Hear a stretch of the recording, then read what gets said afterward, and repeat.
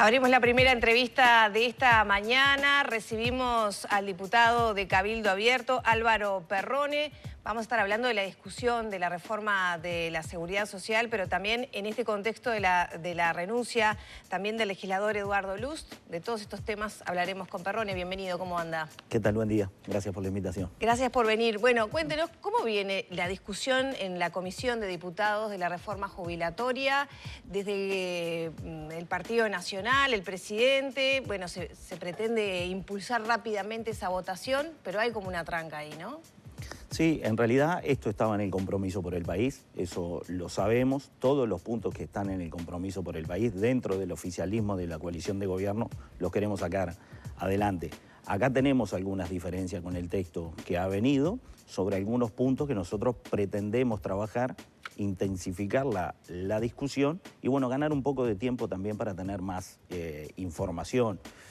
La comparecencia estos días de las autoridades del Ejecutivo, tuvo Ministerio de Economía, UPP, BPS. Ya la ida de BPS fue un avance para nosotros en cuanto a algunos puntos que teníamos dudas y que pretendíamos a través de esta reforma generar cambios que tiene que ver con certificaciones médicas. Eso yendo directamente a lo que es el déficit del BPS y este déficit que ronda los 600 millones de dólares al año. Nosotros ahí en esta discusión queríamos incorporar el tema porque de los 600 millones de dólares que tiene de déficit el BPS, más del 30% son certificaciones médicas, más de 200 millones de dólares por año, donde nosotros sabemos que hay abuso, creo que todos en el Uruguay sabemos que hay abusos en las certificaciones médicas, que hay gente que se certifica algún fin de semana, algún feriado, que hay médicos que también con mucha complacencia poner la firma. Entonces ahí nosotros pretendíamos de alguna forma penalizar al mal trabajador que hace ese abuso y al médico que nos lleva adelante una corrección. ¿Incluir cambios en las certificaciones dentro de la reforma? En realidad, cuando fue el BPS, explicó un nuevo sistema de certificaciones que tiene que ver con el cruce de la historia clínica y ahora los trabajadores se tienen que certificar a través de su prestador de salud y no van a ir a ese médico conocido que alguna vez le daba el papel y lo certificaba. También entendemos que así lo dijo el BPS, que el seguimiento de una certificación médica o va el trabajador y dice me duele tal cosa, tengo tal problema, la única forma de revisar eso es con otro acto médico y eso vuelve bastante complejo. Tampoco nosotros queremos presionar tanto y llevar esta discusión a que solo sea certificaciones médicas, pero sí vemos un avance, el BPS tomó cartas en el asunto, como se dice. Así que bueno, para nosotros eso en la discusión de toda la reforma es un avance. Si no me equivoco, Manini también había señalado aquí en Arriba Gente que también estaban dispuestos a abordar el tema del déficit de la caja militar. ¿Ahí hay una visión crítica? La caja militar entra dentro de la reforma. 452 millones de dólares fue la asistencia que dio el Estado. Ya había tenido la caja militar una reforma 2018-2019. La caja militar en esta reforma no es algo que Cabildo Abierto esté planteando en lo más mínimo de hacer una reforma diferencial o que se saque de esta discusión. Está en conjunto con todas las cajas. Lo que sí nosotros, ahora hablando de lo que es el déficit del BPS, lo que nosotros decimos es la seguridad social se tiene que financiar solamente del aporte de los trabajadores o hay que buscar a futuro nuevas fuentes de financiamiento. ¿Qué quiero decir con esto? El mundo de la tecnología avanza, donde hoy hay un puesto de trabajo, mañana hay un robot. Entonces nosotros esa es la discusión de fondo que queremos dar. Ahí están afín el PIT-CNT. Que ha planteado también este tema, ¿no? De puestos de trabajo que se van perdiendo y el aporte que las empresas deberían hacer. Pienso en los supermercados, por ejemplo. Yo, más allá de a quién cargarle el aporte o quién lo tiene que hacer, nosotros estamos diciendo que antes de una reforma de la seguridad social como esta, deberíamos hacer una reforma tributaria. Vuelvo al déficit del BPS de los 600 millones de dólares que salen de rentas generales. Nosotros decimos, tenemos que ir a una reforma tributaria porque en el Uruguay se están dando exoneraciones por encima del doble de lo que es en América Latina, lo que se llama el gasto tributario, y estamos hablando más de 3.000 millones de dólares por año. Entonces, si vamos a una reforma tributaria, Uruguay va a poder recaudar de una forma más justa, rentas generales podrá tener una mejor recaudación y podrá hacer frente a lo que son las erogaciones de la seguridad social y llevar adelante una discusión de la seguridad social con mucho más tiempo, que sea consensuada por todo el sistema político y por todos los actores sociales, poniendo arriba la discusión justamente de esto, si tan solo se tiene que financiar por el aporte del trabajo. Ahora, Perrone, con esa visión, Cabildo Abierto va a trancar la votación de la reforma jubilatoria, es decir, podría no salir, porque si apuntan a una reforma tributaria con todo el trabajo que lleva previo, sí, no saldría ni que hablar en los tiempos que propone el gobierno, ¿no? Nosotros en eso hemos sido claros, no hay nada que apure esta reforma hoy. Perfectamente puede quedar la reforma con media sanción en el Senado y discutirse en el próximo gobierno, porque el año que viene no se puede votar porque es año electoral. El grueso de esta reforma empieza a correr por allá por el 2032, 2035, no recuerdo exactamente. Entonces, como hay plazo en el tiempo, perfectamente se puede votar o seguir trabajando en el próximo gobierno y que la seguridad social se siga financiando, que se siga pagando desde rentas generales.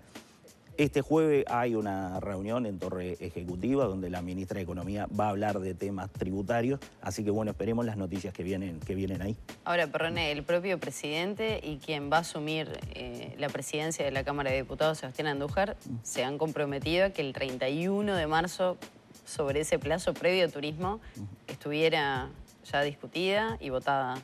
Sí, ellos lo han dicho, tienen un pensamiento muy positivo de esto. Ojalá se pueda si llegamos a los acuerdos. Para dejarlo en claro, si no hay este tipo de reformas que plantea al proyecto, ¿no?, que vino desde el Senado, que de hecho Saldain había dicho que prácticamente no se iban a hacer modificaciones, y eso creo que generó molestias en Cabildo, ¿no lo va a votar Cabildo?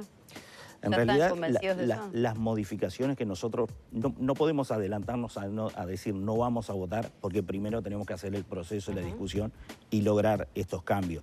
Los principales cambios que nosotros queremos, ya sacamos certificaciones médicas, tiene que ver con el cálculo a los 25 años de aporte, que termina dando el promedio de la jubilación. ¿Las AFAP? Tiene que ver con las AFAPs, con las inversiones en el extranjero que pretenden hacer las AFAP, que nosotros entendemos que de la forma que vino el texto no está completamente garantizado que las inversiones no terminen saliendo mal.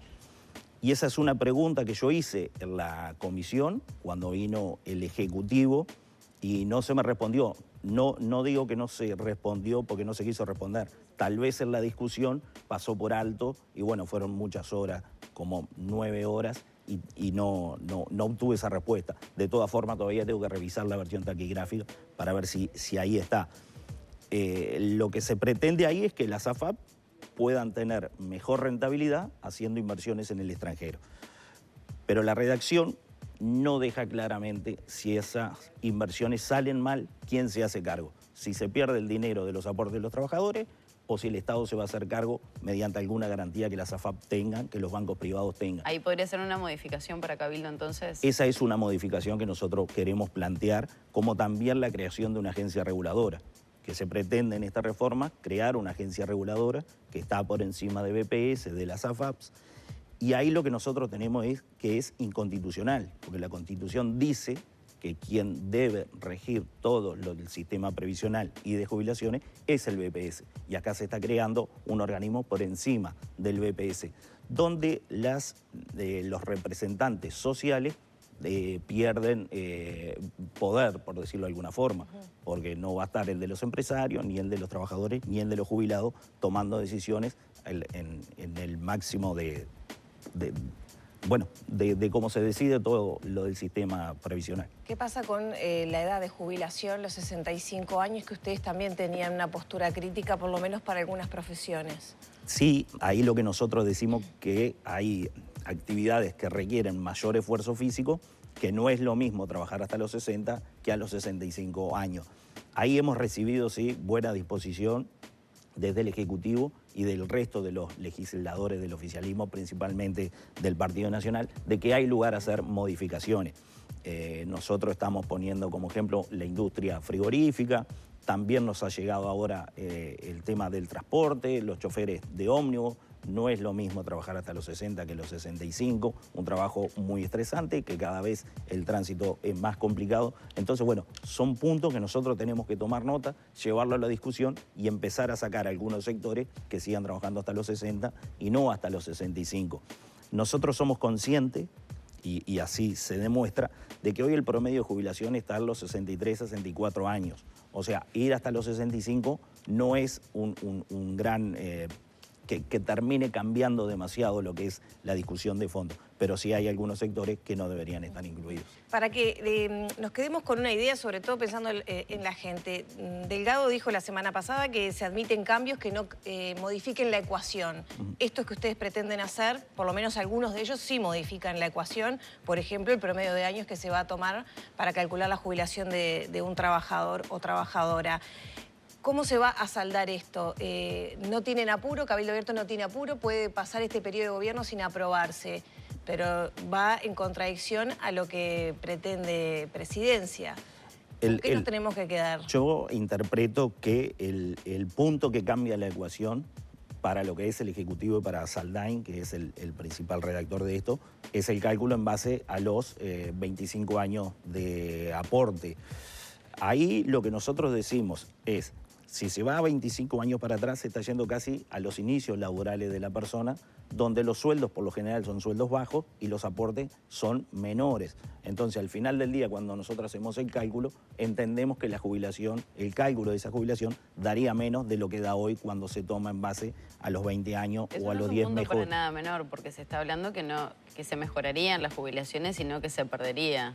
Exactamente, no es un para punto... Ustedes se cobraría menos. Entendemos que así se planteó en el Senado también, cuando desde Cabildo Abierto también se apoyó una moción de decir, bueno, que la gente haga el cálculo por el sistema nuevo y por el sistema viejo y que decida por cuál de los dos llevar adelante, tomar la jubilación. Bueno, eso no va a pasar, no va a ser viable, pero nosotros sí entendemos que si se va a los 25 años, la jubilación va a terminar siendo un monto menor. Por eso también los tiempos de discusión tienen que ser más amplios, porque una cosa es recibir muchas delegaciones, recibir mucha información en poco tiempo y después procesarla. Hay que procesarla rápido. Este es un año muy complejo porque entra la última rendición de cuenta en pocos meses, la última rendición de cuenta que se puede incrementar gasto. Por eso es lo apretado del tiempo que estamos en definir esta reforma lo antes posible. ¿Y si no se llega, se podría romper la coalición entonces? No, la coalición no va a pasar nada con la coalición. Estas son diferencias que hemos tenido como tantas otras. Yo siempre digo, pasamos la LUC, pasamos primer presupuesto, las rendiciones de cuenta con una carga importante de artículos en cada una. Siempre llegamos a buenos acuerdos, son pocas las cosas que no nos pusimos de acuerdo para no votar. Así que bueno, si este es un punto donde no tendremos acuerdo, no tendremos acuerdo, pero esto no tiene absolutamente nada que ver con el funcionamiento de la coalición. ¿En febrero de 2024 Cabildo va a dejar la coalición? No. ¿Esas afirmaciones no son ciertas que hizo Luz? Pero Luz habla de Cabildo después que se fue de Cabildo. Entonces, bueno, pero fue un integrante de Cabildo hasta hace unos días. Bueno, pero después que dejó de Cabildo no entiendo cómo habla de Cabildo. En ningún momento estuvo en Cabildo Abierto planteado el tema de dejar la coalición, así que no, lo desmiento. ¿No es una alternativa, por ejemplo, con la discusión y cómo se está dando la reforma jubilatoria, que eso rompa la coalición? No, para nada, incluso más. Nosotros estamos hablando de hacer la coalición en los 19 departamentos para llegar mejor preparados a lo que son las elecciones departamentales. Siempre pasa, genera ruido que cuando Cabildo Abierto tiene alguna diferencia en la interna de la coalición, enseguida arranca, bueno, se rompe la coalición. No es así, son diferencias puntuales sobre algunos temas. Incluso acá, en este proyecto, si bien estamos yendo al punto más grueso, estamos hablando de unos pocos puntos que tenemos diferencia. Porque hay otros que apoyamos y que pretendemos que salgan, como es, creo que es el artículo 65, que termina con las pensiones, las reparatorias especiales que eran hereditarias, que firmó Tabaré Vázquez el decreto por allá en 2019. Acá se termina eso. Esos son puntos que nosotros apoyamos porque son propuestas que nosotros llevamos adelante antes de que se armara el texto de la reforma. O sea, no es toda la reforma. Por ahí se puede dar también que algunos artículos se terminen votando y termine saliendo una reforma distinta a la que entró, pero no nos podemos adelantar. Lo que sí no está arriba de la mesa en ningún momento es romper la coalición. ¿Cómo cayó la renuncia de Luz justamente en el marco de esta discusión y en el marco de rispideces que se están dando en la discusión justamente por estos temas que usted mencionaba, ¿no? Desacuerdos en el cómo de esta reforma jubilatoria? Yo estaba en la comisión, me bajaron impreso una nota de prensa, a mí me tomó por sorpresa. Siempre Luz tenía diferencias adentro de Cabildo, hay algunos proyectos que justamente pasan por la Comisión de Constitución y Código que integraba Luz y que, bueno, por ahí podían haber diferencias. La verdad que un poco de sorpresa, no sé cómo le costó 3 años darse cuenta que el Cabildo Abierto no era el lugar de él, pero bueno, fue una decisión que tomó, entiendo yo, a las apuradas. Uno cuando es legislador lo que intenta es incidir de alguna forma en mejorar la vida de la gente, mejorar el país, trabajar por un país. Hoy él pasa a estar en un lugar donde no termina teniendo incidencia ninguna, porque hoy su voto no es desequilibrante en ningún aspecto, porque las mayorías están claras y él tampoco va a lograr un voto para que la oposición en algún momento tenga una mayoría circunstancial. O sea, van a quedar 2 años en la legislatura donde no va a poder hacer mucho, así lo interpreto yo. Ahora, Perrone, a usted solamente lo tomó por sorpresa, porque el resto de los integrantes de Cabildo, Manini, Domenech, Rivera L, a todos dijeron que era algo que era previsible, que se podía... Me tomó por sorpresa en el momento, porque se podría haber hablado. Podría haber venido a hablar con nosotros. Tal vez la forma de haberlos dicho, che, tengo tales diferencias, busquemos la forma de consensuar, busquemos saber cuáles son los caminos a seguir y no tomar una determinación tan drástica. Pero bueno, el resto yo por Luz no puedo hablar, sí puedo hablar por el partido y por lo que nosotros sentimos. ¿No había mucho diálogo últimamente entre Luz y el partido? El diálogo siempre está y el diálogo siempre se da en las reuniones de bancada. Ese es el punto nuestro, todos los jueves es ahí donde nos reunimos y planteamos todos los temas, consensuamos, llevamos adelante, limamos diferencias e intentamos funcionar como partido. Cabildo Abierto es un partido nuevo y hay veces que algunos no interpretan que el funcionamiento partidario es la principal herramienta para tener de alguna forma mejor espacio de poder y de negociación. De repente se entiende que con perfilismos propios se pueden lograr mejores cosas. Yo no, yo pienso que la mejor forma de llevar adelante todo lo que tenga que ver con la propuesta política es con un partido y no con personalidad. Ahora, el lunes pasado fue un día tal vez determinante, ¿no?, para esta decisión. ¿Cómo fue esa reunión después que Luz participara de esa reunión que se generó por parte de la coalición, donde Cabildo ya había decidido que sus representantes no iban a concurrir por ese margen que no se daba de negociación a la reforma? En realidad, esa decisión fue consultada con el resto de los diputados. Luz en ningún momento expresó ningún tipo de disconformidad ni habló absolutamente nada. Nosotros a esa reunión no fuimos porque entendíamos que iba a ser una reunión solamente informativa, donde iba a haber una multitud importante de gente, donde difícilmente en pocas horas se diera un espacio de discusión o de negociación interna. Entiendo que esa negociación interna se tiene que dar en un ámbito más pequeño. Por eso decidimos no ir. Fue tan solo por eso. Tampoco concurrieron a las del este del país, ¿no? Sí, ahí tampoco fuimos. Sodano no estaba en ese momento en Uruguay. Pedimos cambiarla. A mí se me complicaba trasladarme. Bueno, y Manini por eso acá no, admitió que era una suerte de señal también. Si no hay margen de negociación, bueno, no vamos a ir a una reunión para... Pero eso también lo dijimos públicamente. Si no hay margen de negociación, vamos a la discusión en la comisión, que es donde queda todo la taquigrafía. Es una decisión tomada del partido, entonces. A ver, siempre hay que hablar. Siempre hay que estar hablando, eso lo estamos haciendo. Estamos constantemente con legisladores del Partido Nacional, del Partido Colorado principalmente, intercambiando el diálogo para llegar de la mejor forma al final de esta discusión. Pero bueno, en esa reunión decidimos no ir, así se dio. Luz después fue, cuando a mí se me consulta fue a título personal, porque había una decisión partidaria de no participar. ¿Causó enojo eso? Bueno, pero el enojo debe haber sido de Luz y ahí hay que preguntarle a Luz si se enojó por ¿Cabildo eso. Abierto no tuvo resistencias a esa participación? Digamos, ¿no hubo una consecuencia? Lo aclaramos, en realidad no hay consecuencia porque nosotros teníamos el trabajo definido cómo lo íbamos a llevar adelante y de alguna forma los que integran la comisión son el diputado Sodano y yo, que son al final del día los que vamos a estar incidiendo en la votación. Esto no significa que Sodano y yo definimos todo lo que pasa con la reforma, no, es una decisión partidaria. Perroni, ¿y el tema de la banca? ¿Qué va a pasar? ¿No hay margen para que Luz se la ceda nuevamente a Cabildo? Quien decide qué hacer con la banca es la persona, en este caso es Luz. Yo tengo claro que ninguno de nosotros, de los 11 diputados, estaríamos sentados como diputados por fuera de la figura de Manini. Todos los que llegamos a diputados fuimos porque íbamos a hacer la lista y la gente votaba a Manini. Después cada diputado tuvo su mejor estrategia en cuanto a campaña a nivel departamental, pero ninguno de nosotros seríamos diputados si no fuera por eso. Ahí yo creo que Luz tiene una contradicción cuando él dice públicamente Cabildo Abierto es Manini, porque lo ha dicho, y después dice no, pero la banca es mía porque la gente me votó a mí. Entonces, bueno, o Cabildo Abierto es Manini o la gente te votó a ti. Me parece que ahí tiene una contradicción. Lo que sí está claro que jurídicamente la banca es de la persona. Después hay otra decisión moral, de alguna forma, cómo tomar eso de la banca. ¿La fórmula de Cabildo Abierto va a ser Manini y Salinas? Ojalá, ojalá.